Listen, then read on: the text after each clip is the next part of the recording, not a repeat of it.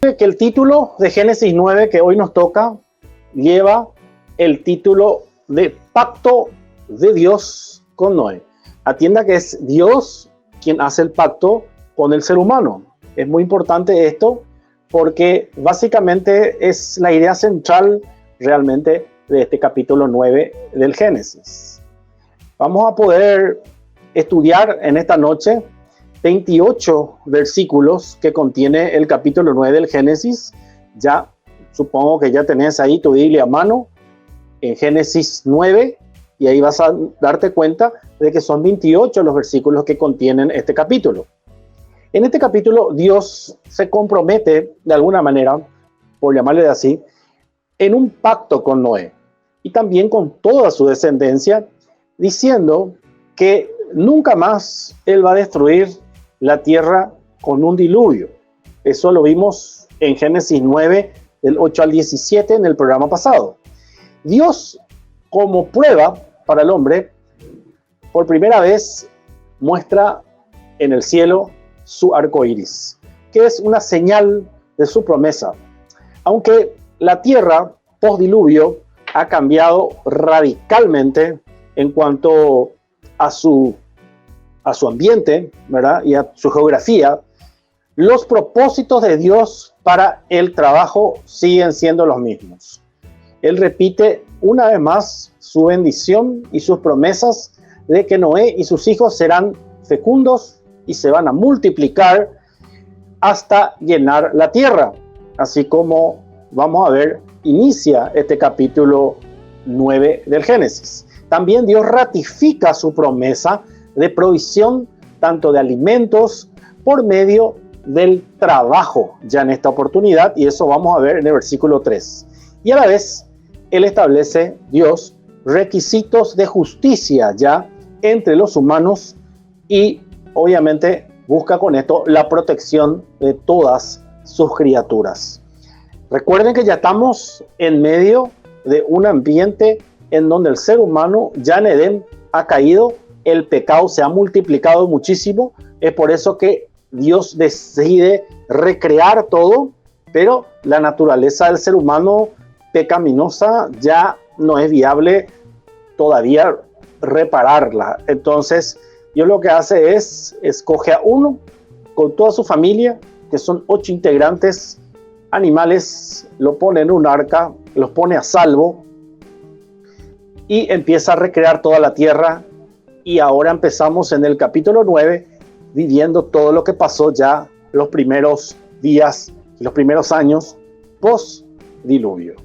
Básicamente esa sería la introducción de este capítulo 9 del Génesis. Génesis 9:1, entonces tenemos una palabra clave, o dos mejor dicho, una frase. Hay una que dice, bendijo Dios a Noé, fructificad y multiplicaos y llenad la tierra. Esa sería la bendición que le otorga Dios a Noé. Génesis 9:1. Bendijo Dios a Noé y a sus hijos y les dijo, fructificad y multiplicaos y llenad la tierra. Ok, entonces Dios acá repite esa bendición que había hecho en Génesis 1:28, en donde Dios bendice en esta oportunidad a Noé en representación a toda la raza humana que va a empezar a ser recreada y multiplicada a partir de Noé y su familia. Y obviamente mandó nuevamente que se llene la tierra, que se fructifique y se multiplique. Esa es la bendición entonces que vuelve a repetir Dios en esta ocasión. Si nos vamos ahora a dar lectura a los versículos 2 al 4 del capítulo 9, si por ahí tenés, Ada, te voy a agradecer. Sí, leo. Génesis 9, 2 al 4. El temor y el miedo de vosotros estarán sobre todo animal de la tierra y sobre toda ave de los cielos, en todo lo que se mueva sobre la tierra y en todos los peces del mar, en vuestra mano son entregados. Todo lo que se mueve y vive os será para mantenimiento. así como las legumbres y plantas, os lo he dado todo. Pero carne con su vida, que es su sangre, no comeréis. Bueno, acá tenemos dos frases fundamentales y claves en estos versículos del 2 al 4. El primero sería cuando dice el temor de vosotros. Y luego habla de un elemento fundamental que es la sangre. Entonces, primeramente tenemos que entender de que la alimentación animal ya fue una necesidad al término del diluvio, porque la recuperación del reino vegetal fue obviamente bastante más lenta, como sabemos, ¿verdad? Un árbol no lleva muchos años más que un animal para poder llegar a dar frutos. Pero aún así, la vida del animal expresada esencialmente en su sangre, porque en la sangre está la vida, debe ser respetada y no consumida. Se da entonces por sentado de que la carne, el elemento de la carne, que antes del diluvio básicamente no era consumida, a partir de ahora ya está incluido dentro de la dieta del ser humano. Entonces, los animales limpios son obviamente considerados para la sobrevivencia según como se había ya previsto en Génesis 7, del 2 al 3, como habíamos visto en programas atrás, y que le voy a pedir por ahí si tiene Ada a mano, si puede recordarnos Génesis 7, del 2 al 3. Sí, Génesis 7 del 2 al 3. De todo animal limpio tomará 7 parejas, macho y su hembra, más de los animales que no son limpios, una pareja, el macho y su hembra. También de las aves de los cielos, 7 parejas, macho y hembra, para conservar viva la especie sobre la faz de la tierra. Entonces ahí vemos cómo Dios ya estuvo precaviendo este tema, y es por eso que en este versículo 3 se sugiere que por primera vez después del diluvio se permite el consumo de la carne animal. Entonces, sin embargo, estaba prohibido, y de hecho hasta ahora está prohibido, comer o ingerir la sangre animal y mucho menos humana, por supuesto, ¿verdad? Porque la sangre es en donde está contenida la vida del ser viviente. Y la vida, según la Biblia, solamente le pertenece a Dios. Así que la sangre cruda no debía de consumirse como alimento. Representa la vida, como ya dije, y ese derramamiento de sangre representa, obviamente, la muerte. La sangre de los animales, al representar su vida, no se debía comer, y de hecho era la sangre lo que Dios había dispuesto como cobertura del pecado, según podemos leer en Levítico 17:11. Dice, porque la vida de la carne en la sangre está, y yo os la he dado para hacer expiación sobre el altar por vuestras almas, y la misma sangre hará expiación de la persona.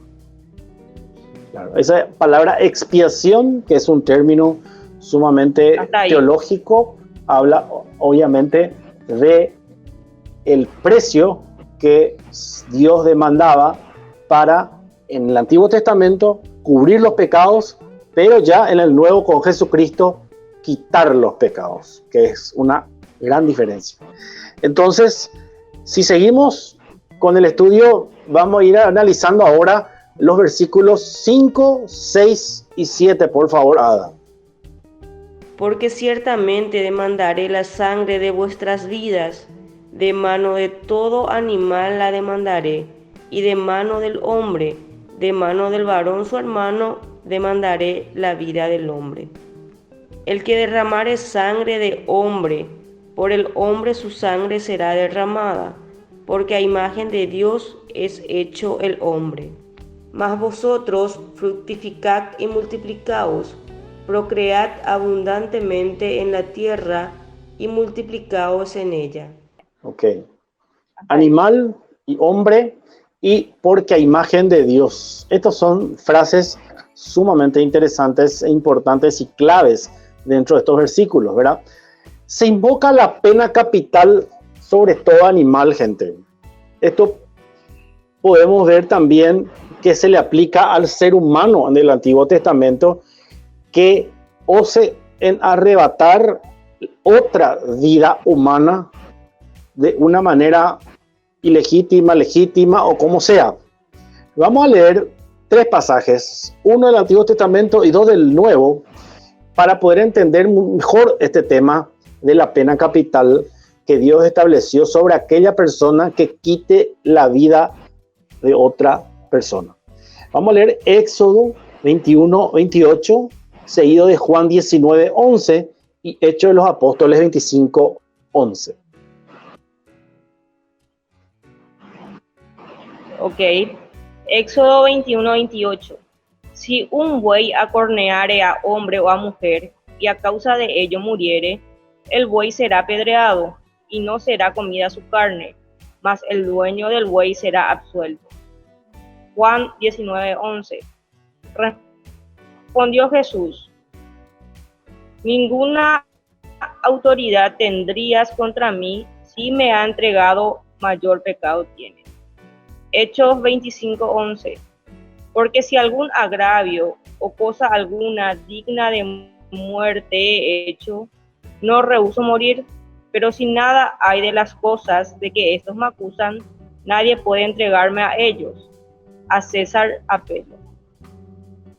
Ok. Es importante también acá lo que menciona el capítulo 25 de Hechos, porque también podemos ver en este pasaje de Génesis 9 la institución de la pena capital, la cual presupone el establecimiento de una autoridad gubernamental. Sería un caos, obviamente, si todo el mundo pudiese vengar cada homicidio. Entonces sería un desastre, ¿verdad? Entonces los gobiernos debidamente designados, las autoridades, asumen ese derecho de poder juzgar, obviamente, y castigar a los criminales que quitan la vida de otra persona. Entonces el Nuevo Testamento perpetúa la pena capital cuando dice del gobierno que no en vano lleva la espada. ¿Y eso dónde está? Vamos a leer Romanos 13:4. Porque es servidor de Dios para tu bien, pero si haces lo malo, teme, porque no en vano lleva la espada, pues es servidor de Dios, vengador para castigar al que hace lo malo. La relación entonces entre el hombre y el animal cambia radicalmente a partir de este momento, y la base de esta nueva relación es el temor, ya que no existe más una armonía y una convivencia pacífica como sí existía obviamente en el principio. A razón de que el hombre pudiera matar animales, pero que ni los animales ni el hombre pudieran dar muerte al hombre. Se debe a que solo el hombre fue creado a imagen de Dios. Es ese el motivo por el cual es tan sagrado o es tan sagrada la vida del ser humano. Sí, Ada. Sí, nada más quería recalcar eso que ya dijiste recién, ¿verdad? De que en este pasaje es como varios de la Biblia, ¿verdad? Que resalta el valor de la vida. Y es importante eso, ¿verdad? En una sociedad, o en nuestra sociedad, porque actualmente hay mucha crueldad y ya la gente parece que no valora la vida, ni desde sus inicios, ni más adelante, porque vemos en las noticias, ¿verdad? Constantemente asesinatos, y entonces es muy importante recalcar eso aquí. Así es. Hoy por un celular o por simplemente porque alguien se molestó porque le tapaste el camino en el tránsito, de repente se levanta y te mete un tiro, o te agarran entre 5 y te dan una golpiza que termina con tu vida, ¿verdad? Así es, la vida del ser humano hoy parece que ya para el ser humano por lo menos no vale absolutamente nada. Entonces, vamos ahora Pero a acá leer. vemos cómo la Biblia es clara en cuanto al valor de la vida humana, ¿verdad? Exacto, así es. ¿Por qué?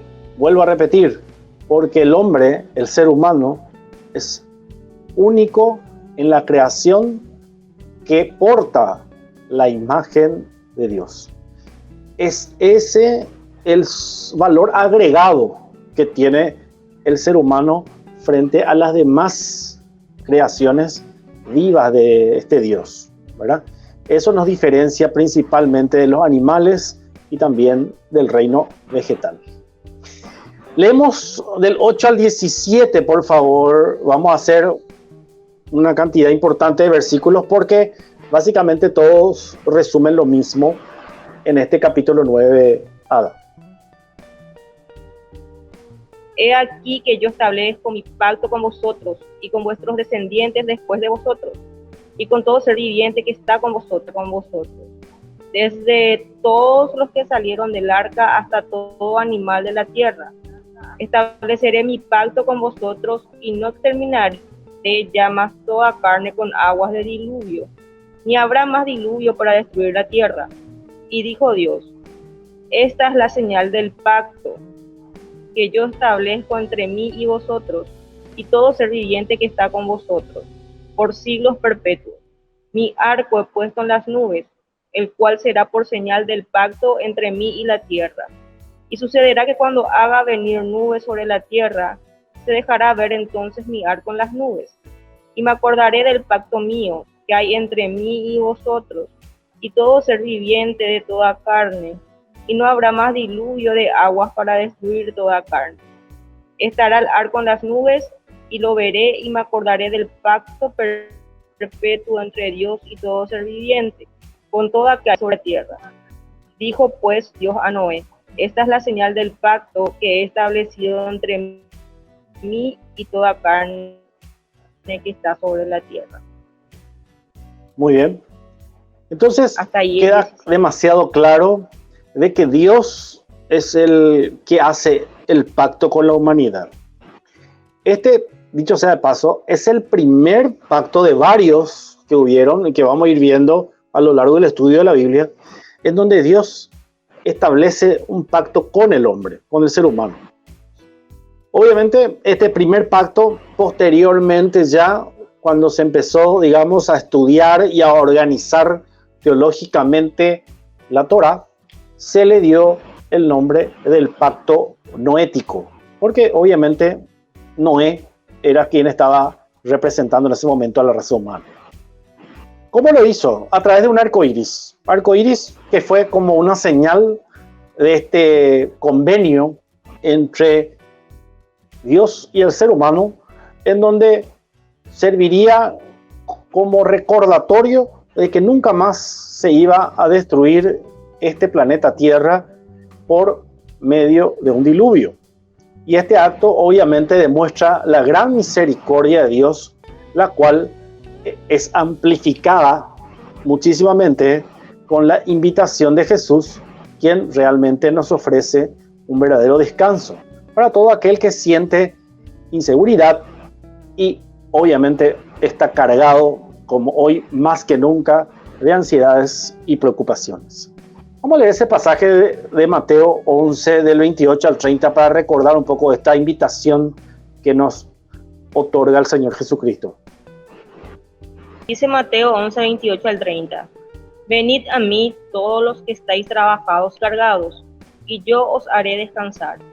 Llevad mi yugo sobre vosotros y aprended de mí, que soy manso y humilde de corazón, y hallaréis descanso para vuestras almas, porque mi yugo es fácil y ligera mi carga. Ahí está. Muy bien. Entonces esa es la invitación para todos aquellos que están ansiosos, preocupados, tensionados. Más que nunca, hoy tenemos motivo para estar así en todo el planeta. Así es que esa es la receta de nuestro Creador, el mejor ansiolítico que podemos tener, especialmente los que creemos en este ser supremo, el Dios de la Biblia. Bueno, vimos que decía también en estos pasajes del arco iris, con vosotros, descendientes y todo ser viviente. Son tres palabras también que se desprendieron de estos versículos que estuvo leyendo Ada. Y el pacto con Noé, hay que aclarar de que incluye también a los demás seres vivientes, no solamente al hombre, ¿verdad? Ya se había prometido esto, como vimos en Génesis 6:18, en donde, no sé si tenés ese pasaje 6:18 de Génesis, Ada. Sí, dice: Mas estableceré mi pacto contigo, y entrarás en el arca tú, tus hijos, tu mujer y las mujeres de tus hijos contigo. Ok, entonces ahí tenemos el pasaje en donde se había previamente ya incluido, digamos, a todos los seres vivientes. También la promesa específica de que este pacto nunca se iba más a romper, porque no se iba a volver a destruir la tierra con agua. Queda limitada por el medio, porque Dios ha prometido desde entonces que destruirá un día el mundo, pero no con agua, sino con fuego. Vamos a leer 2 de Pedro 3:10, 11 y también Apocalipsis 20:9. Segunda de Pedro 3:10 y 11. Pero el día del Señor vendrá como ladrón en la noche, en el cual los cielos pasarán con gran estruendo, y los elementos ardiendo serán deshechos, y la tierra y las obras que en ella hay serán quemadas, puesto que todas estas cosas han de ser deshechas, como no debéis vosotros andar en santa y piadosa manera de vivir. Apocalipsis 20:9. Y subieron sobre la anchura de la tierra y rodearon el campamento de los santos y la ciudad amada, y de Dios descendió fuego del cielo y los consumió. Ahí está. O sea que de Dios va a venir ese juicio, gente. Eso está garantizado. Así como está garantizado que nunca más se va a destruir la tierra a través de un diluvio o un tsunami o todo lo que tenga que ver con el elemento del agua. No obstante, el fuego va a ser el elemento o el medio que Dios va a utilizar para esta destrucción final, que está también garantizada y prometida en la misma Biblia en la cual se estaba anunciando el diluvio que estuvimos ya viendo en los capítulos anteriores.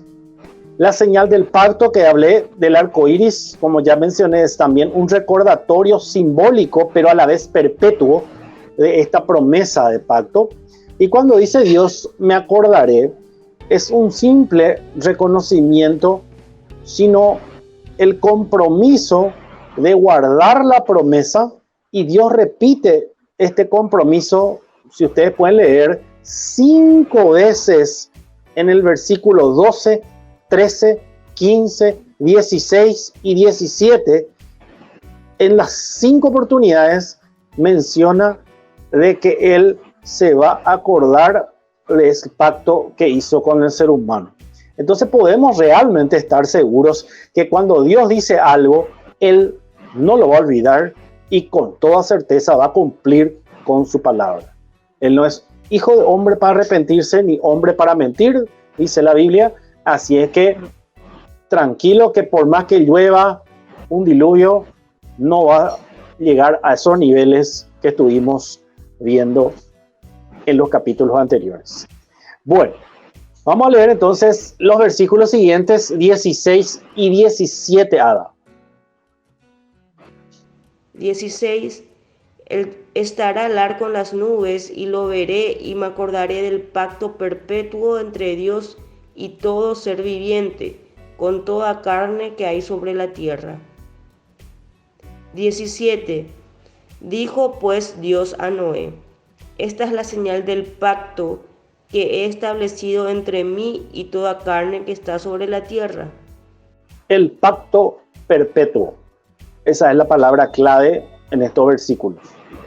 Este pacto con Noé, como ya mencioné, es el primero de 5 pactos originados por Dios, por lo que tenemos referencia en las Sagradas Escrituras. Y están descritos explícitamente en categoría de perpetuo, o sea, eterno. Los otros 4 pactos, por adelantarnos un poco y mencionar simplemente, porque lo vamos a estudiar cuando lleguemos a esas instancias, es el abrahámico, porque obviamente hizo con Abraham, eso está en Génesis 17, del 13 al 19, el sacerdotal, que está en Números 25, del 10 al 13, el davídico, que es con David, segunda de Samuel 23:5, y el cuarto, que es el nuevo pacto, ya anunciando a Jesucristo, en Jeremías 32:40. Vamos a leer todos estos pasajes que mencioné, Ada, si es posible. Génesis 17, 13 y 19. Debe ser circuncidado el nacido en tu casa y el comprado por tu dinero, y estará mi pacto en vuestra carne por pacto perpetuo. Respondió Dios: ciertamente Sara tu mujer te dará a luz un hijo y llamará su nombre Isaac, y confirmaré mi pacto con él como pacto perpetuo para sus descendientes después de él. Números 25, 10 al 13. Entonces Jehová habló a Moisés diciendo: Fines, hijo de Elazar, hijo del sacerdote Aarón, ha hecho apartar mi furor de los hijos de Israel, llevado de celo entre ellos, por lo cual yo no he consumido en mi celo a los hijos de Israel. Por tanto diles: he aquí yo establezco mi pacto de paz con él, y tendrá él y su descendencia después de él el pacto del sacerdocio perpetuo, por cuanto tuvo celo por su Dios e hizo expiación por los hijos de Israel.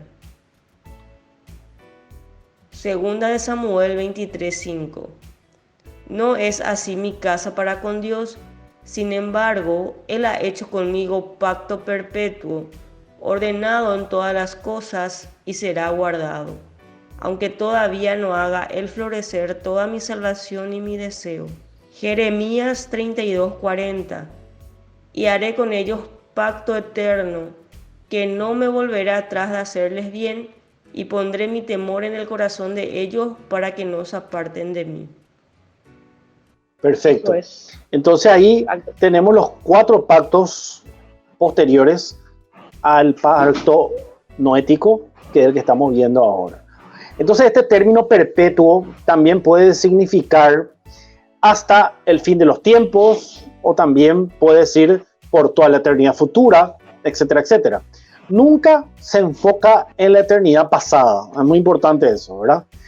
Pero de los 6 pactos de esta clase que se mencionan explícitamente en las Escrituras, solo quedó anulado el pacto mosaico o antiguo, que vamos a estudiar cuando lleguemos, obviamente, al Éxodo, y vamos a entender también por qué después quedó anulado. Muy bien, ¿algún comentario o algo que quieras agregar, Ada, hasta acá?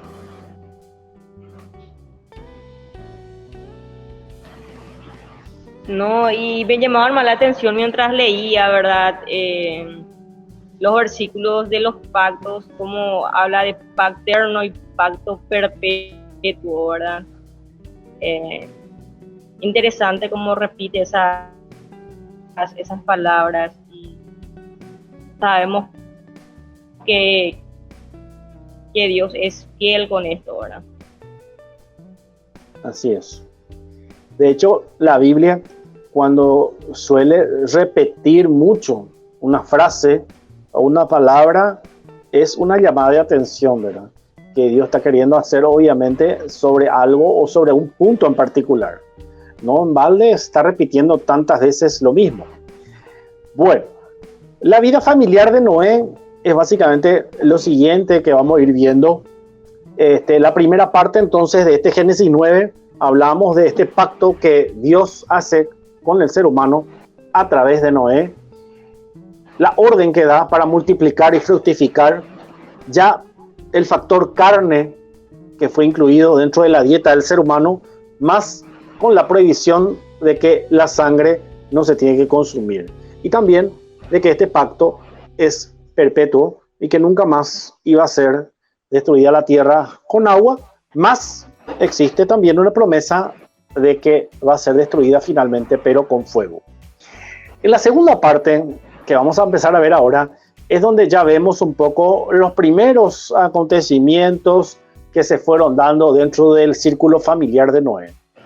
Entonces, esta sección básicamente nos muestra el progreso que hubo también en la civilización y la continua pecaminosidad del hombre en 3 incidentes conectados uno con el otro, que ahí nomás, bajándose del arca, unos, no sabemos si meses, días después, no importa eso, ya empezó otra vez a descomponerse la cosa. El primero podemos ver de que hay un inicio de la industrialización de un producto agrícola. También podemos ver el efecto del abuso de este nuevo producto, o sea, de la ingesta de este nuevo producto, que expone al ser humano a actos realmente indignos. Y después podemos ver la fuerza que existe en la bendición y la maldición de un padre para sus hijos, dentro obviamente de un sistema patriarcal que es obviamente el sistema que se manejaba en todo el Antiguo Testamento y de hecho todo Oriente hasta la fecha. Hay culturas que mantienen todavía este sistema patriarcal que es totalmente diferente a lo que algunos piensan que es patriarcal hoy en día, ¿verdad? Porque después está de moda también el tema de que el patriarcado y todas esas historias, y creen que lo que nosotros tenemos es algo patriarcal. No, tenían que conocer esto para saber lo que era patriarcal realmente.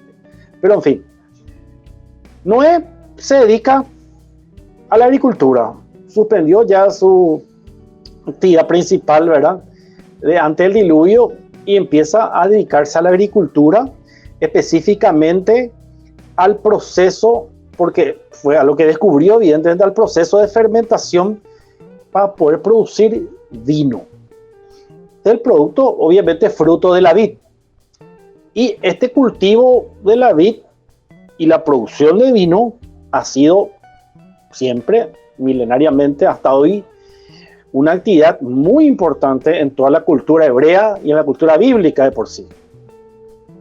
Pero también vemos el efecto excesivo, o sea, el efecto que produce el consumo excesivo de este producto con la embriaguez de Noé. Y obviamente esto lo expuso a él a una situación muy indecente que obviamente su hijo Cam, que lamentablemente aprovechó esta condición vulnerable de su padre y cometió un acto muy grave, por lo menos para Dios, que es la deshonra. Y los demás hijos, por el contrario, mantuvieron una actitud de respeto y trataron con dignidad a su padre independientemente de su embriaguez. Obviamente, Noé, al enterarse, al volver en sí, al llegar, se enteró de lo que sucedió y acto seguido maldice a su hijo Canaán, a su nieto Canaán, que era hijo de Cam, por esta acción ofensiva de su hijo. Y profetizó que la descendencia de Canaán sería esclava de los descendientes de Sem y de Jafet, que eran los otros hermanos. Para nosotros, en una cultura occidental y en pleno siglo XXI, escuchar esto o leer esto en la Biblia es absolutamente caído de los pelos y hasta ridículo y hasta, digamos, como que no es políticamente correcto que en la Biblia esté esto, y menos de un hombre escogido por Dios por haber sido justo y por haber caminado con Dios. Lo que tenemos que entender es que primariamente, como yo dije ya en capítulos anteriores, Noé no fue escogido por sus atributos. Noé fue escogido por gracia, por misericordia de Dios. Y obviamente Noé también tenía su parte de que era una persona devota, piadosa, pero pecador también, como vos y como yo. Entonces, como él proviene de esa raza caída adámica, que viene de Adán, siempre estamos expuestos y vulnerables al pecar. Lo que pasa es que nosotros siempre somos muy ágiles y muy rápidos para poder juzgar el pecado del vecino y no nuestro. Entonces, cuando uno escucha que Noé maldice a su hijo, a su nieto y a toda una generación, entendiendo de que eso, más todavía para una cultura como la hebrea, es algo sumamente terrible, es una calamidad literalmente, nos parece como algo un poco desproporcional en función a lo que él hizo. Pero vamos a ir analizando un poco más este tema para que puedan entender e interpretar qué es lo que hay realmente detrás de ese hecho o de ese acto, aparentemente que no es para tanto, según nuestra óptica. Vamos a leer el versículo 18, Ada, por ahí si tenés. 9:18. Y los hijos de Noé que salieron del arca fueron Sem, Cam y Jafet, y Cam es el padre de Canaán. Ok. Cam es el padre de Canaán. Entonces, Canaán es el nieto de Noé. ¿Ok? Y a él fue quien se le maldijo. ¿Me explico? Por el pecado que cometió su papá, que fue Cam. Nosotros digamos, ¿y por qué ligó el nieto? ¿Qué tenía que ver? Pobrecito, él no tenía nada que ver en la vela en el entierro. ¿Qué opinamos al respecto de este tema? Que para mucha gente y muchos cristianos inclusive es muy confuso y hasta le tropieza este tema. Ayer estuve leyendo un poco sobre eso, ¿verdad? Y las diferentes opiniones también. Y puede ser un poco difícil. Muchos comentaristas estaban de acuerdo, en que la interpretación es un poco complicada, ¿verdad? Y que no tenemos que precipitarnos. Pero y muchos decían, ¿será que Noé hizo bien? ¿O fue parte de su enojo? Pero el hecho de que se haya cumplido hace de que haya sido una profecía verdadera, ¿verdad? Siguiendo entonces con nuestro relato, podemos ver y comprobar de que la descendencia de Canaán, de este nieto que recibió la maldición, finalmente terminaron siendo los enemigos idólatras de Israel, los eternos enemigos de Israel, y cuya tierra iba a ser obviamente después tomada y conquistada por los descendientes de Abraham. Eso vamos a ver en Génesis 15, del 3 al 16. Y de ahí viene el centro de atención principal en todo el capítulo 10 que vamos a ir viendo el próximo miércoles, Dios mediante. Este pasaje es muy importante porque Moisés, que es el escritor de este libro, estaba escribiendo el Pentateuco justo antes que los israelitas estaban por tomar Canaán. Entonces revierte mucha importancia justamente por eso, ¿verdad? ¿Puedes leer Génesis 15 del 13 al 16, por favor, Ada? Génesis 15, 13 al 16. Entonces Jehová dijo a Abraham: ten por cierto que tu descendencia morará en tierra ajena, y será esclava allí, y será oprimida 400 años. Mas también a la nación a la cual servirán juzgaré yo, y después de esto saldrán con gran riqueza. y tú vendrás a tus padres en paz y serás sepultado en buena vejez. Y en la cuarta generación volverán acá, porque aún no ha llegado a su colmo la maldad del amorreo hasta aquí. Entonces vemos también en el siguiente pasaje, Génesis 9:19, de que de ellos fue llena toda la tierra, dice la Biblia, de estos hombres descendientes de Noé. Todos los hombres entonces que han vivido desde el diluvio hasta ahora, todos procedemos de estos tres hijos de Noé, que están en Génesis 10:32. Y este nos hace ser todos de una misma sangre, de un mismo linaje sanguíneo. Esto podemos corroborar en el pasaje de Hechos 17:26. Es la de Adán por medio de Noé. Todos los rasgos físicos entonces de toda la raza humana estaban presentes en la genética de Noé, sus hijos y sus esposas. Por más que hoy tengamos diferentes razas, etnias, etcétera, etcétera, todos estaban concentrados en esos 8 tripulantes del arca, que fueron obviamente con quienes se reinició realmente toda la procreación del ser humano post-diluvio. ¿Ok? Entonces, tenemos ahí también ese dato muy interesante para destacar. Versículo 20 y 21, entonces, habla justamente el detalle cuando Noé se embriaga y sucede aquello de que lo encontró su hijo tirado, desnudo y totalmente ebrio. El Antiguo Testamento presenta como al fruto de la vid como un símbolo de alegría. O sea, hay que entender, o sea, la Biblia no está en contra de este producto, por el contrario, inclusive se usa muchísimo, como ya mencionamos, en la cultura hebrea y la cultura bíblica también, ¿verdad?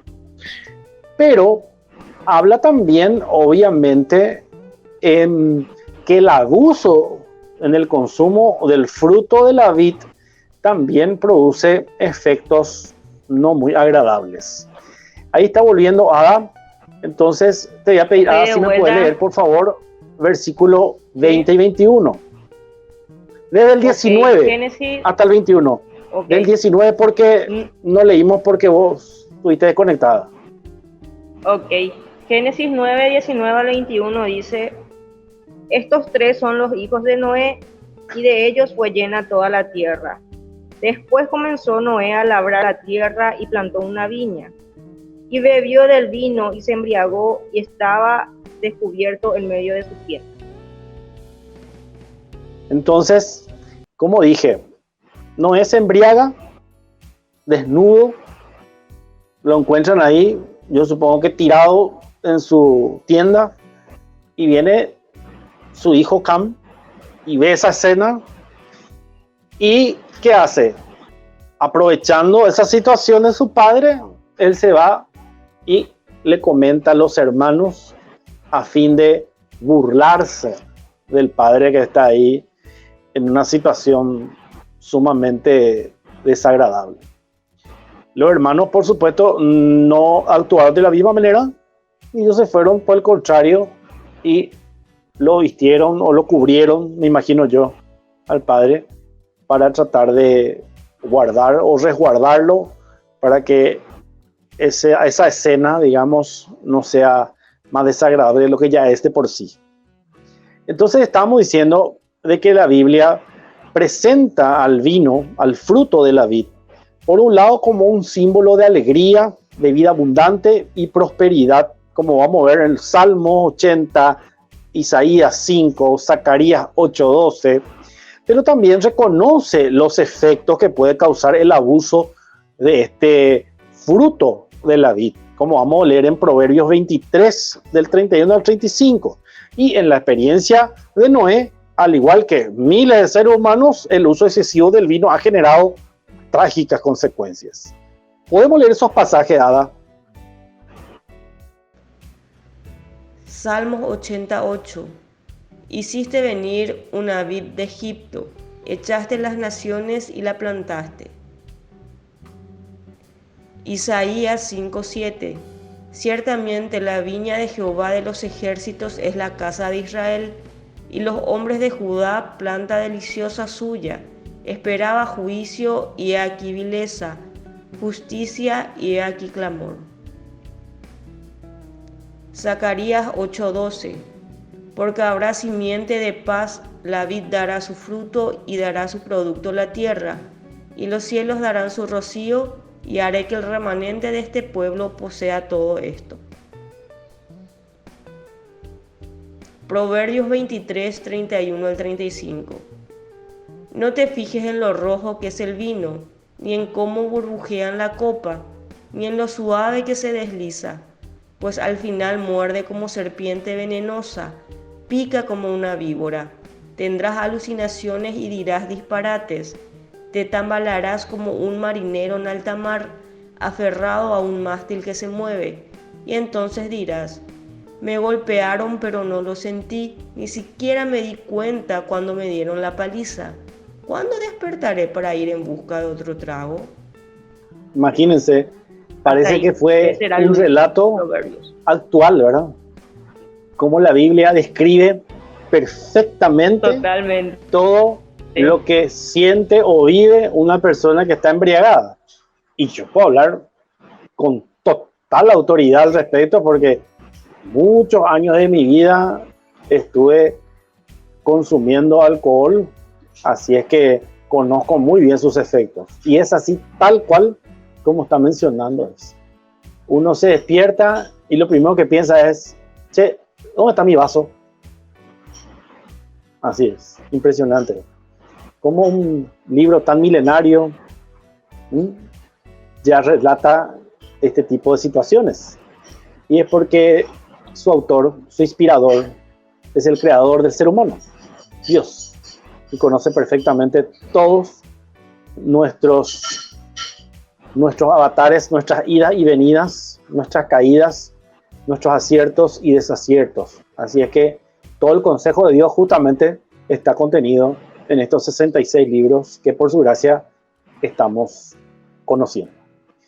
Entonces, vio la desnudez de su padre. Esto podemos ver ahora, versículos 22 y 23, que va a leer Ada. 22. Y Cam, padre de Canaán, vio la desnudez de su padre y lo dijo a sus 2 hermanos que estaban afuera. 23.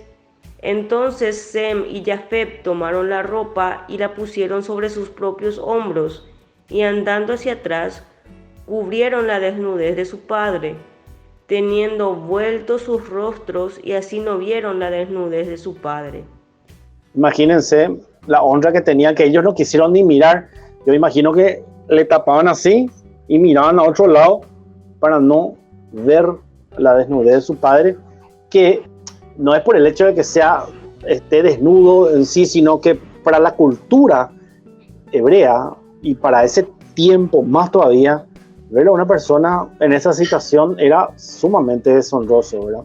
Es por eso que a Cristo, cuando le crucificaron, para completar aún más su cuadro de deshonra, lo desnudaron.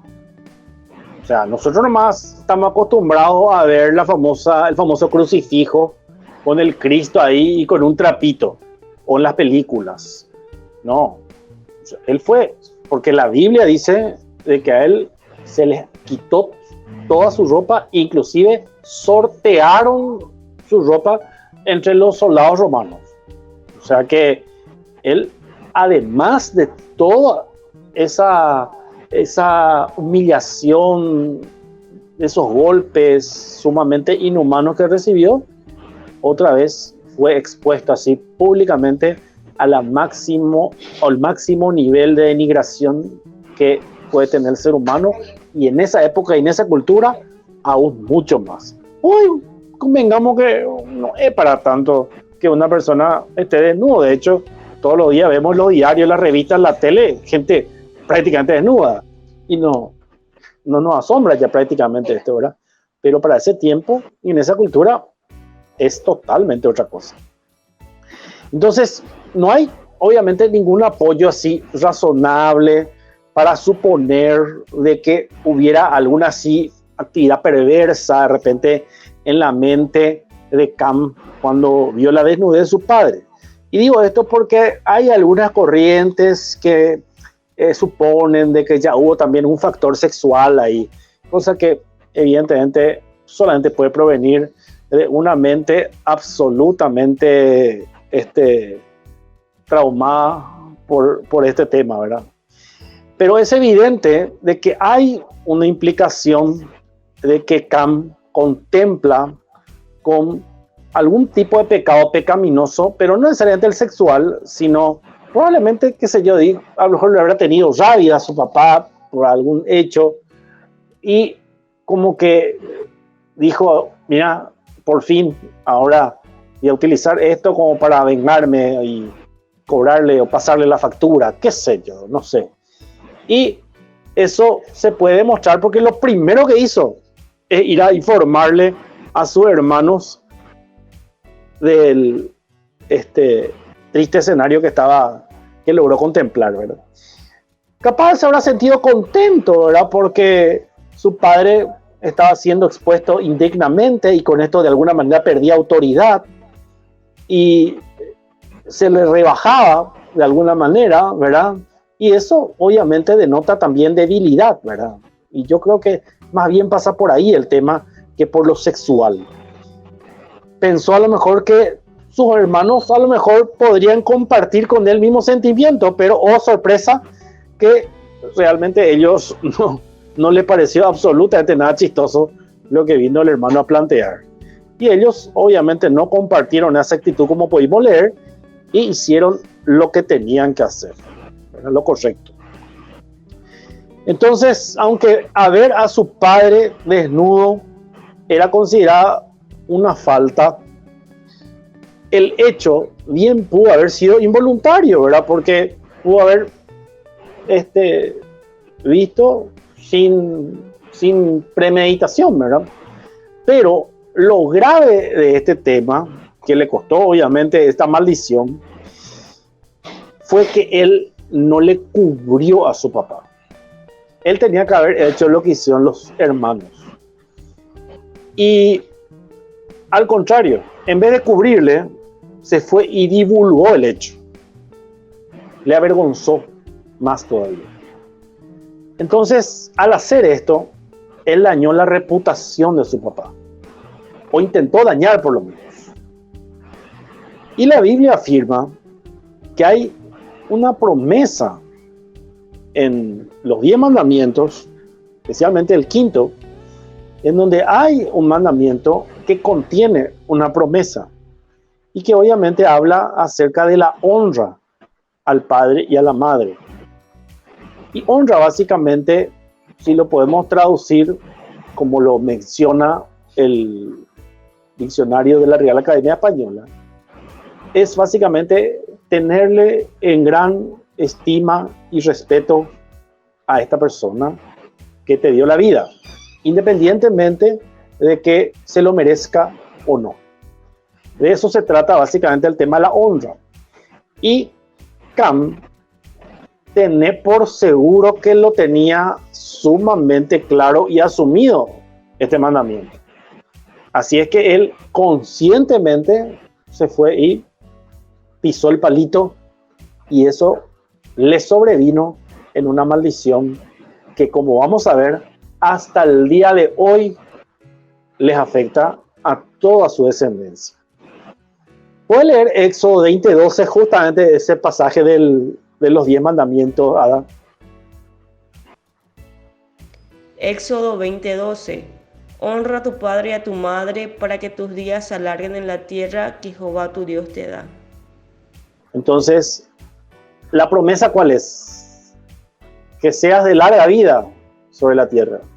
Entonces la promesa, como decía, consiste en que el hijo o hija que honre bíblicamente o cumpla con ese quinto mandamiento tiene una promesa asegurada de la parte de Dios de que va a tener una larga vida sobre la tierra. Eso quiere decir de que probablemente esta persona va a disfrutar de una larga vida, ¿verdad? Porque es todo lo que normalmente deseamos, ¿verdad? Todos queremos ser viejos, pero nadie queremos llegar a serlo. O sea, esa es la realidad, ¿verdad? De la mayoría, por lo menos, ¿verdad? Entonces la promesa está ahí incluida, y de hecho es el único mandamiento que contiene una promesa. El resto no lo dice. Bueno, entonces, siguiendo con este tema de la maldición de Canaán, en donde dije que sigue activa hasta hoy, podemos ver en nuestra cultura, especialmente la latinoamericana, que está plagada con estos mismos problemas. El consumo excesivo del alcohol, narcóticos, el desenfreno sexual y todo tipo de abusos hace que el individuo y obviamente las familias terminen destruidas. Y obviamente, por ende, una nación se corrompe. Y el apóstol Pablo ofrece una alternativa de escape para esta sociedad corrupta cuando declara que el creyente, o sea, el nacido de nuevo, debe sustituir la embriaguez de bebidas intoxicantes por una vida llena del Espíritu Santo, la cual conduce a tener relaciones correctas. ¿Cuál es una relación correcta? La que te edifica, la que te acerca más a Dios, que probablemente no necesariamente es la que más te gusta. ¿Okay? Dice correcta. Y obviamente conduce a relaciones correctas tanto en lo sexual, en lo familiar y en lo social. Vamos a leer ese pasaje del apóstol Pablo a los Efesios, capítulo 4, 18, y también lo repite en el capítulo 6, 4. Con la autoridad del Señor digo lo siguiente: ya no vivan como los que no conocen a Dios, porque ellos están irremediablemente confundidos. Tienen la mente llena de oscuridad, vagan lejos de la vida que Dios ofrece, porque cerraron la mente y endurecieron el corazón hacia Él. Han perdido la vergüenza, viven para los placeres sensuales y practican con gusto toda clase de impureza. Efesios 6:4. Padres, no hagan enojar a sus hijos con la forma en que los tratan, más bien críenlos con la disciplina e instrucción que proviene del Señor.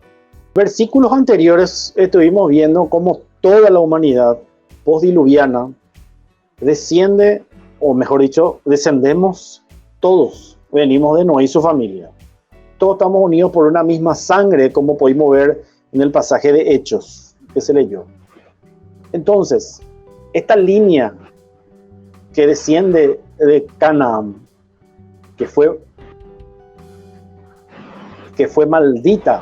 maldecida por su abuelo, en este caso Noé,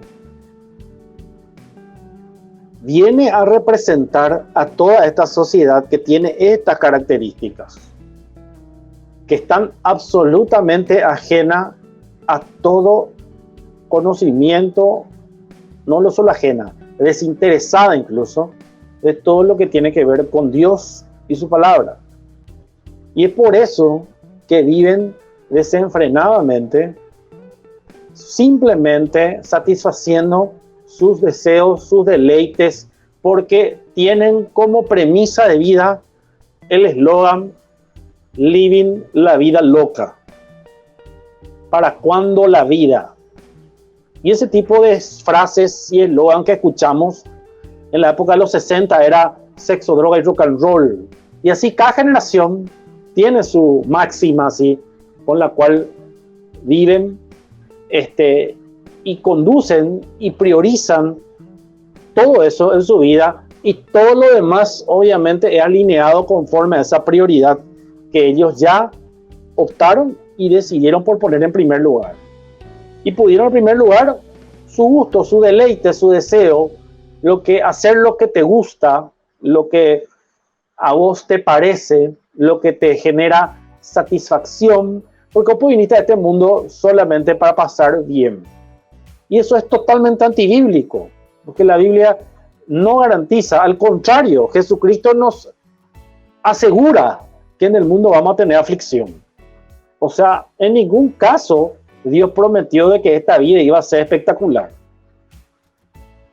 Teniendo sustento y abrigo, estén contentos, dijo la Biblia, dijo Dios. O sea que nosotros, los que estamos acá conectados, tenemos muchísimo más que comida, techo y abrigo, te puedo asegurar. O sea que no estamos, estamos dentro de ese hiper privilegiado, minúsculo grupo de habitantes del mundo que tiene estas coberturas básicas y necesarias, que para muchos honestamente es un lujo y probablemente nunca en su vida lo tengan. Nosotros hoy nuestro máximo problema es nuestra conexión a internet en este momento. Ese es nuestro problema en este momento, o que se escucha entrecortado, ¿verdad? Imagínate, esa es nuestra problemática en este momento. En fin. Vamos a leer 24 al 27, y con esto vamos ya concluyendo. 24. Y despertó Noé de su embriaguez y supo lo que le había hecho su hijo más joven. 25. Y dijo: Maldito sea Canaán, siervo de siervo será a sus hermanos. 26. Dijo más: Bendito por Jehová mi Dios sea Sep y sea Canaán su siervo. 27. Engrandezca a Dios a Jafet y habite en las tierras de Sem y sea Canaán su siervo.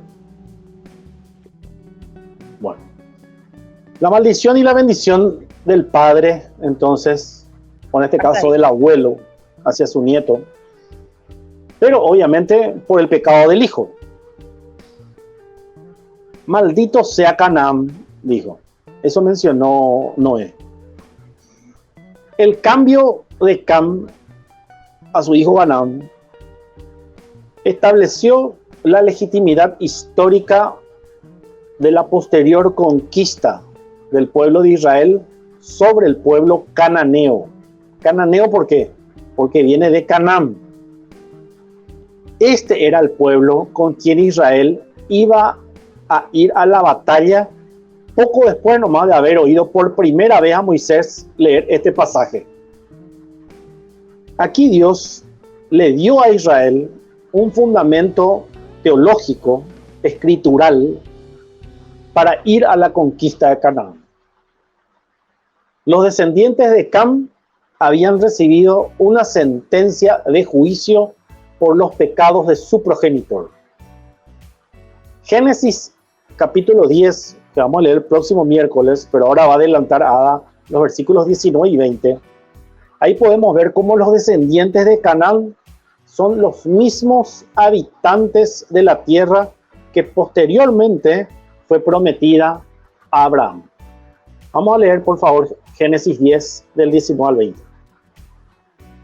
Génesis 10, 19 y 20.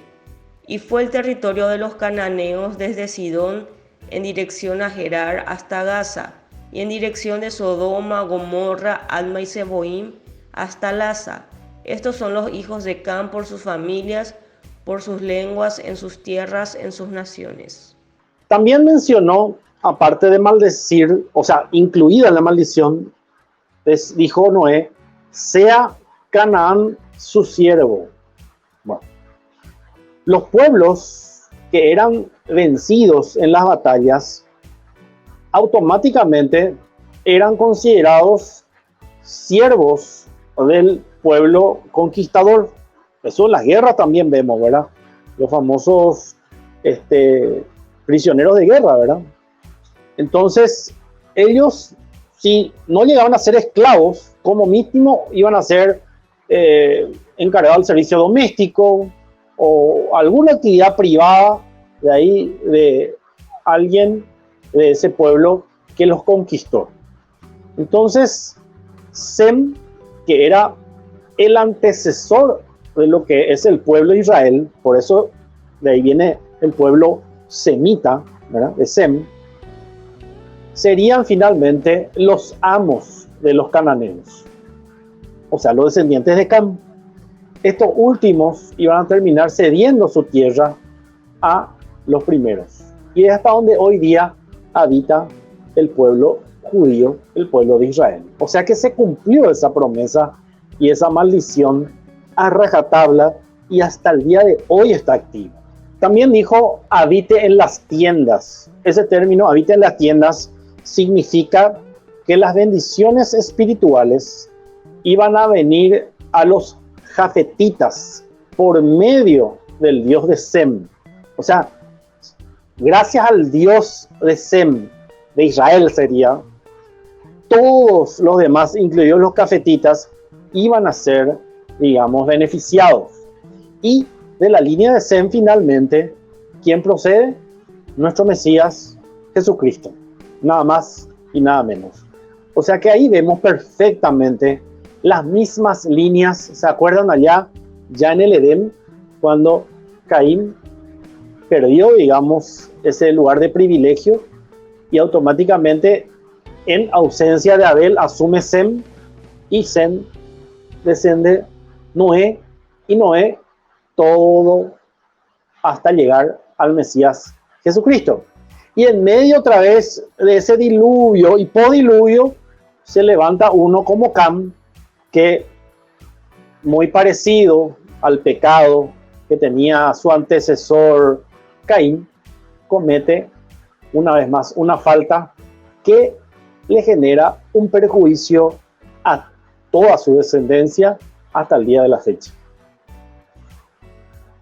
Entonces esta maldición sobre Cam que Noé expresó sobre Canaán, su nieto, es la triste verdad de que muchos seres humanos llegan a ser o son finalmente siervos de siervos o serviles a otros seres humanos.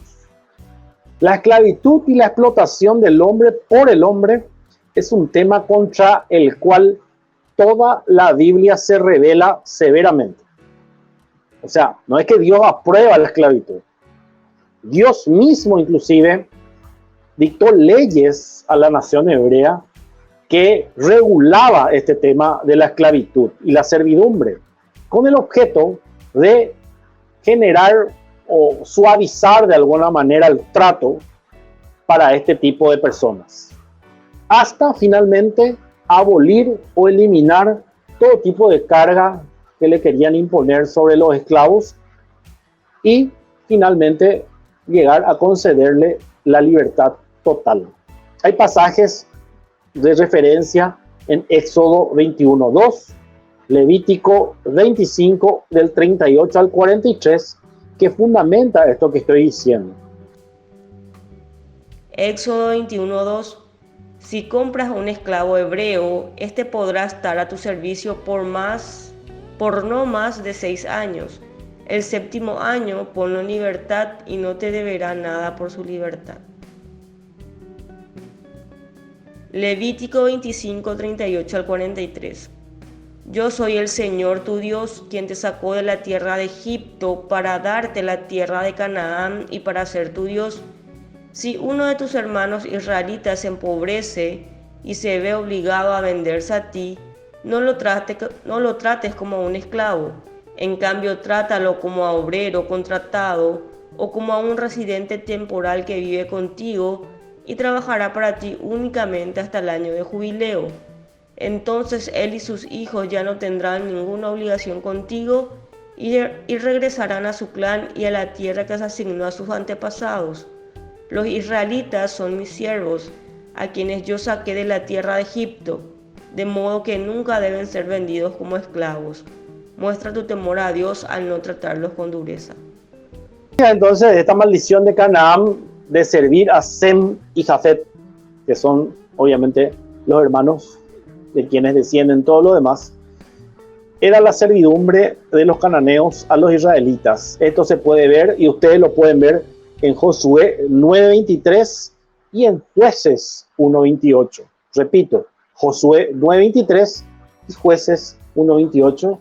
Ustedes pueden ver justamente cómo se cumplió esta maldición.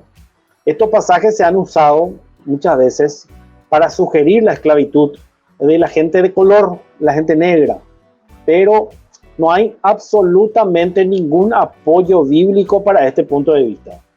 Canaán fue el antepasado de los cananeos, quienes obviamente habitaron toda la zona de Palestina hasta que llegaron los israelitas. No hay ninguna evidencia de que esta gente era gente de color, de raza negra. Y Sem y Jafet, sin embargo, fueron bendecidos, por el contrario, con el dominio absoluto. Y sugiere esto que Jafet compartió estas bendiciones espirituales por medio de los descendientes de Sem, que son obviamente los israelitas. Entonces, vemos ahí las dos caras de una misma moneda, la maldición y la bendición proferida por un padre, por un progenitor hacia su descendencia. Así es que papá, mamá, abuelo, abuela, mucho cuidado con lo que vayas a proferir contra tu descendencia. No creas de que porque vos no sos Noé, no tenés esa habilidad para poder realizar esto. Y esto sigue activo y vigente. También la Biblia dice que por una sola palabra serás condenado y por una sola serás justificado. Así que el poder que existe en tus palabras es justamente una de las características que nos asemeja a este Dios creador. Por eso es que somos imagen y semejanza, porque el ser humano, así como nuestro Dios, también tiene la capacidad de comunicarse a través del habla. Y obviamente el poder creativo que tiene el ser humano, si bien es cierto, es limitado comparado con el de Dios, pero no obstante, tenemos esa semejanza y es por eso justamente que somos hechos a su imagen y semejanza. Entonces, mucho cuidado cuando estás de repente airado, enojado y proferís algo que no edifique o no construya a tu descendencia. Mira que se puede llegar a cumplir. Conozco varios casos personalmente de maldiciones que a lo mejor no fueron dadas con esa intención, pero independientemente de eso, se fueron cumpliendo con el transcurrir del paso del tiempo y de las generaciones. Así es que mejor nomás todo lo que no edifique, trágatelo. Y los dos últimos versículos de este capítulo 9 dice: y fueron todos los días de Noé 950 años y murió. Muy importante destacar de que por más de que vos logres vivir 950 años, cosa que hoy en día ya es literalmente improbable e imposible, de todas maneras va a llegar un momento en donde vas a morir. Porque la paga del pecado es muerte. Y eso nos toca a todos los seres humanos por igual. Antes del diluvio, Noé arrancó construyendo el arca con 600 años de vida. Estuvo 350 años más después de terminar el diluvio, lo cual suma 950 años que vivió este varón sobre la faz de la tierra, pero finalmente falleció. Así es que se cumple lo que el Nuevo Testamento dice en Hebreos 9:27 y también en Eclesiastés 12:7. No sé si está de vuelta, por ahí si podés leer los dos pasajes que nos quedan, Hebreos 9:27 y Eclesiastés 12:7. Okay. Hebreos 9:27. Y así como cada persona está destinada a morir una sola vez y después vendrá el juicio. Eclesiastés 12:7. Y el polvo vuelva a la tierra como era, y el espíritu vuelva a Dios que lo dio. Entonces Dios, ¿se acuerdan? Dio el soplo, el hálito de vida donde transmitió el espíritu al hombre. Y cuando uno fallece, ese espíritu, según la Biblia, Eclesiastés 12:7, vuelve a su creador, a su dueño, a su propietario, que es el Dios de la Biblia. Y este cuerpo, que muchos se esmeran exageradamente en cuidar, va a volver al mismo polvo del cual proviene. Y el alma, que es lo que está en juego, lo que está en puja entre dos reinos, el reino de las tinieblas, liderado por Satanás, y el reino de los cielos, liderado por nuestro Señor Jesucristo, es lo que está en este momento en juego. Así es que con esto cerramos un poco todo lo que es este pasaje de capítulo 9 de Génesis. Bueno, habíamos dicho de que había una pregunta clave que voy a poner acá en pantalla, y esta es la pregunta clave que ahora mismo los que están conectados y quieren postularse a la beca tienen que responder de manera correcta. ¿Cuáles fueron las especificaciones técnicas dadas por Dios a Noé para la construcción del arca? Repito, ¿cuáles fueron las especificaciones técnicas dadas por Dios a Noé para la construcción del arca? Entonces vamos a esperar acá sus respuestas, y aquella respuesta más completa, más específica, nada de copiar y pegarle la Biblia. Queremos respuesta tuya, no de Reina Valera ni la Biblia Jerusalén. Queremos una respuesta tuya. Entonces esa persona, creemos que con Ada acá, que está representando al seminario, va a ser poseedora de esa oportunidad de estudiar teología en el Seminario Teológico Bautista, agraciado con una beca de estudio gentilmente otorgada por el pastor Lugo, que nos acompañó en el programa pasado. Bueno, vamos mientras tanto a estar leyendo algunos mensajes mientras van entrando las respuestas. Así es que, a ver, un poquito acá. Ahí está la pregunta. Entonces, acá dice, a ver un poco, conectada de la ciudad de Mariano Roque Alonso, sin luz, pero igual seguimos. ¿Cómo hizo? No puedo entender. Bueno, a ver, acá dice, conectada de la ciudad de Luque con tiempo horrible. Sí, estamos por todos lados igual. Acá dice, buenas noches a todos presentes, igual con este clima horrible. Elsa Acosta, buenas noches, conectada de Mariano Roque Alonso. También acá Norma Colmán Torres, soy de Piquetecue y realmente está lloviendo mucho, sale muy bien la transmisión.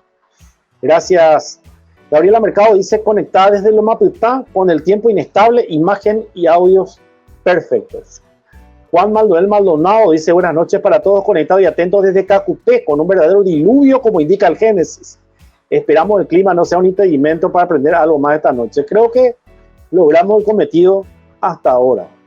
Acá Noelia Schaffer dice, desde Luque está conectada, igualmente María Concepción Almada también, con un poco de lluvia, audio e imagen perfecto. Mica Villamayor también dice, excelente imagen y el audio. Sergen también, excelente imagen, audio. Malvi Coronel también, imagen y sonidos perfectos, dice, muy bien. José Lo Centurión, también de Ciudad del Este. Bueno, un montón de gente. Marcelo Paredes, Pablo Vázquez, felicitaciones. Ali Ada, gracias Pablo, gracias. Carlos Osorio también acá dice, buenas noches, por fin me puede conectar. Se fue la luz por Asunción, dice, sí, normal. A ver un poco, dice acá, Lilis Fram dice, si nosotros entendiéramos el valor que tenemos para Dios, que para Dios somos valiosos, resaltando el caso de autoeliminaciones o inclusive el tema del aborto. Exacto, sí, ahí está justamente, es una manera también de no respetar la vida humana, ¿verdad? Pregunta Carlos Osorio si los animales, dice acá, fueron creados para acompañar y alimentar a los hombres y mujeres.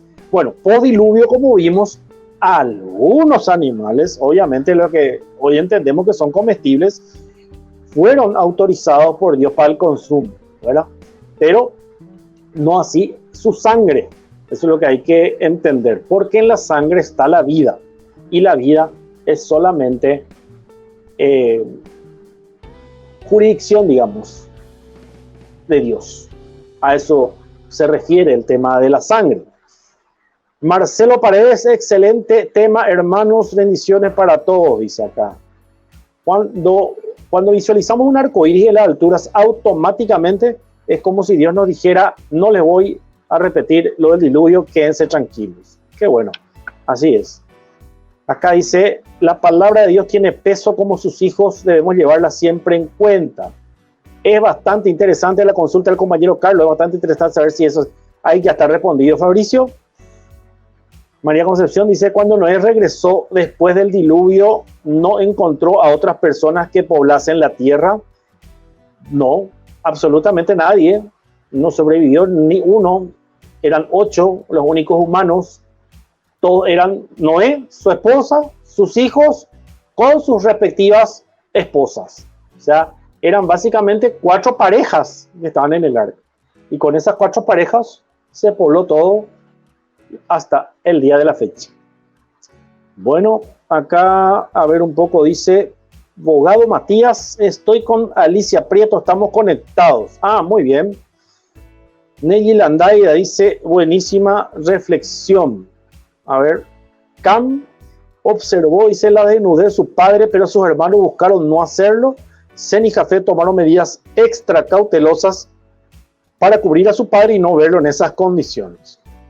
Micaela dice: también lograremos ser honrados con el resto de las personas, por eso se dice que todo comienza en la casa. Muy bien, interesante.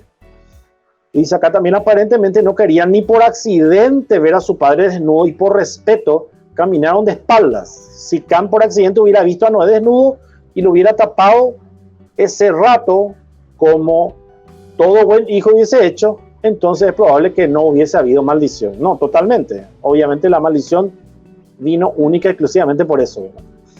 Debemos obedecer a nuestros padres terrenales con temor, con sencillez de corazón, como a Cristo. Muy bien, Micaela, exactamente así es. Bueno, acá dice: Noé vivió 350 años después del diluvio y en total 950 y murió. Así mismo. Micaela: por tus palabras serás justificado y por tus palabras serás condenado. Justamente Mateo 12, del 36 al 37, lo acabamos de mencionar. Muy bien, excelente la participación hoy de la mayoría de los seguidores. Acá Erika Zamudio dice: bien, dice que en los últimos tiempos al mal llamarán bien y al bien llamarán mal. Exacto, y es lo que está pasando hoy. También Javier Pinto, siempre conectado. Un abrazo, querido Javier. Excelente transmisión, dice. A ver, ¿qué dice Marcelo acá? Paredes.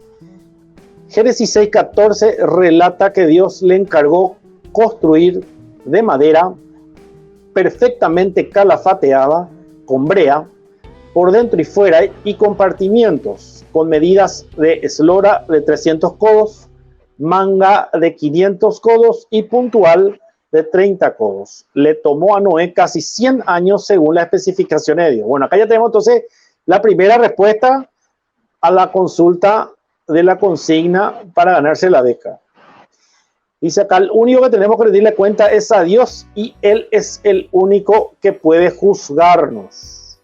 Sí, Mónica, así es, también. Bueno, Junior Estigarribia dice que se hiciera un arca de madera que impermeabilizara con brea por dentro y por fuera. Está bastante menor, Junior, a la que te antecedió.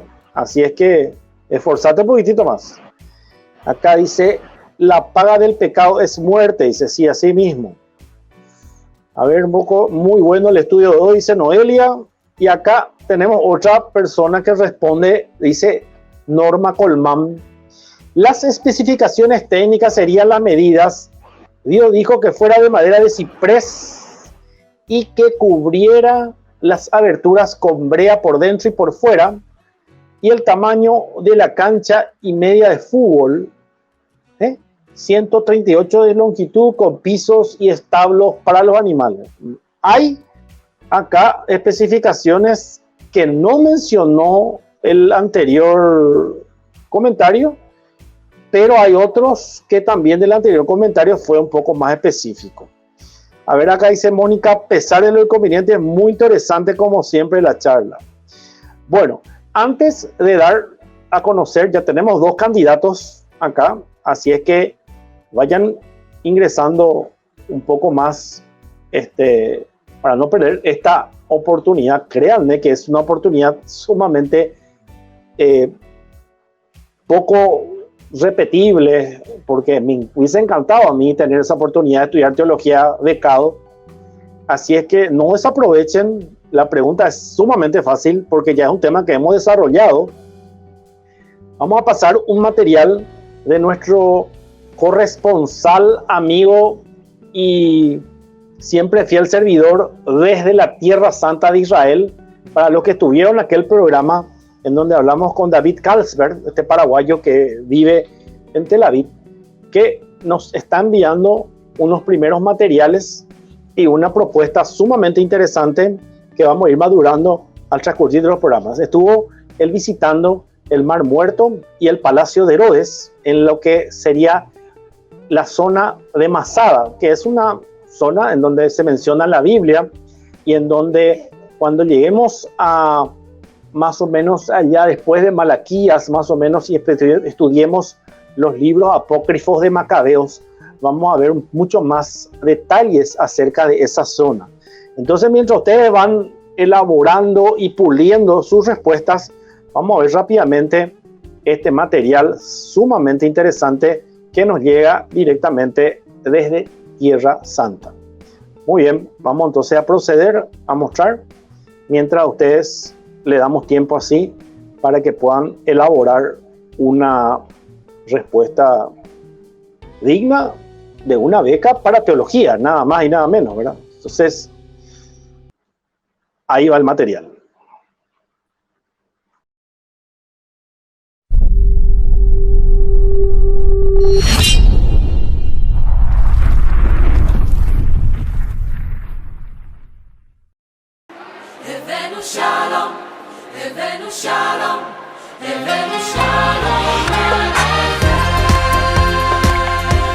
Hola Ale, ¿cómo estás? Mucho gusto en saludarte a vos y a todos los amigos de la audiencia.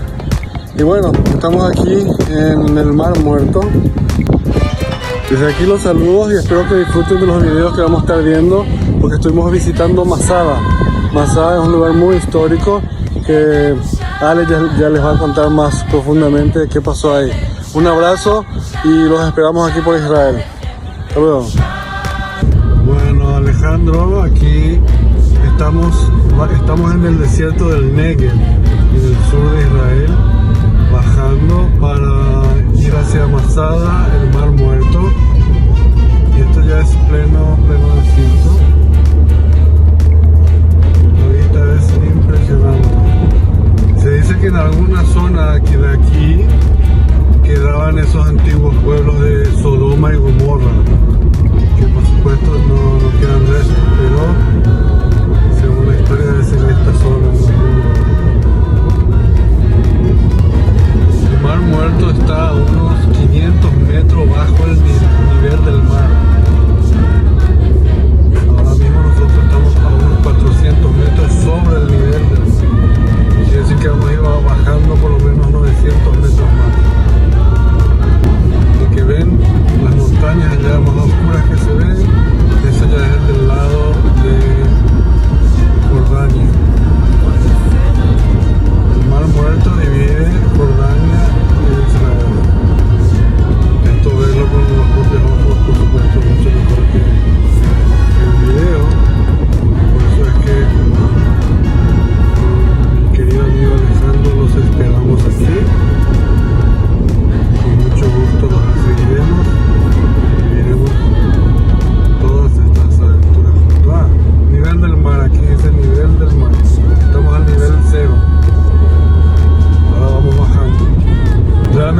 mar muerto no es un mar, es un lago.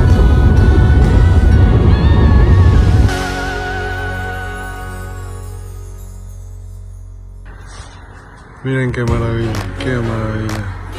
Las montañas que ven al otro lado del mar muerto ya es la parte de Jordania.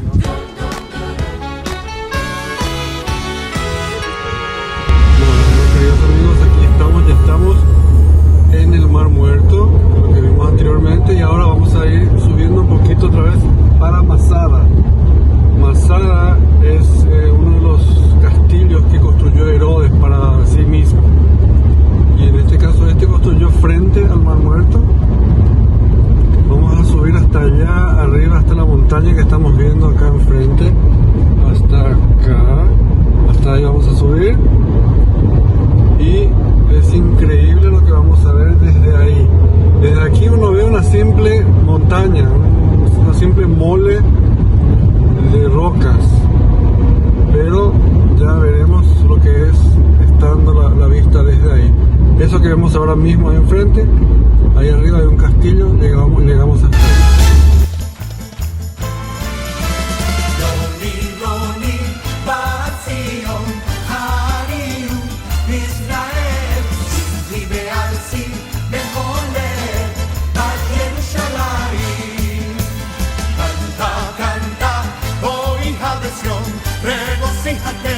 Israel, canta y danza con todo el corazón, hija de Jerusalén. Pues Hashem quitó tu castigo, tu enemigo huyó. Rey de Israel, Adonai, en medio de ti, poderoso es. Canta, canta, oh hija de Sión, regocíjate, Israel, canta y danza con todo el corazón. Esta sería la residencia de los comandantes.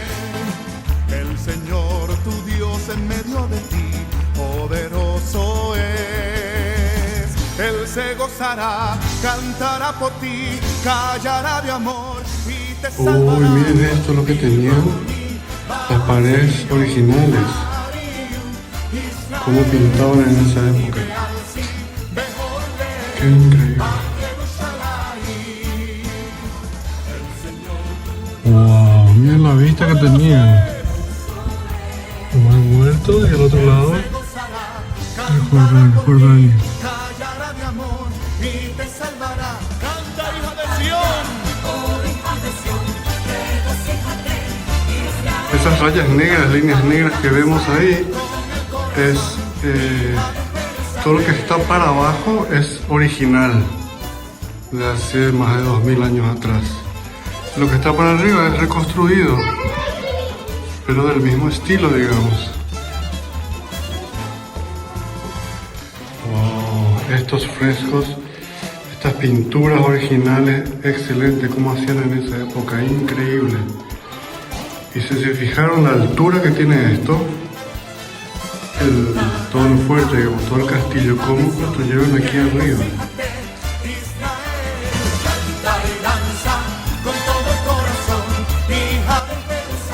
Cántaros que se encontraban en Masada.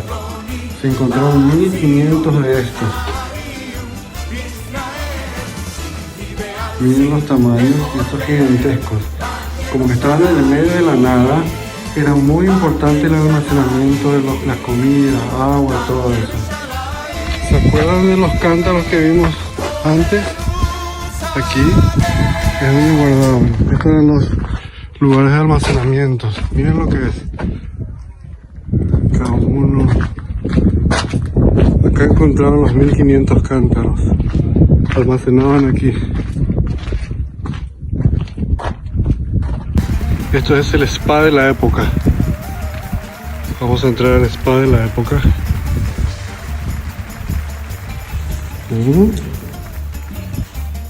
Todo esto era agua de abajo. Como siempre, las pinturas originales de la época. Eran baños estos.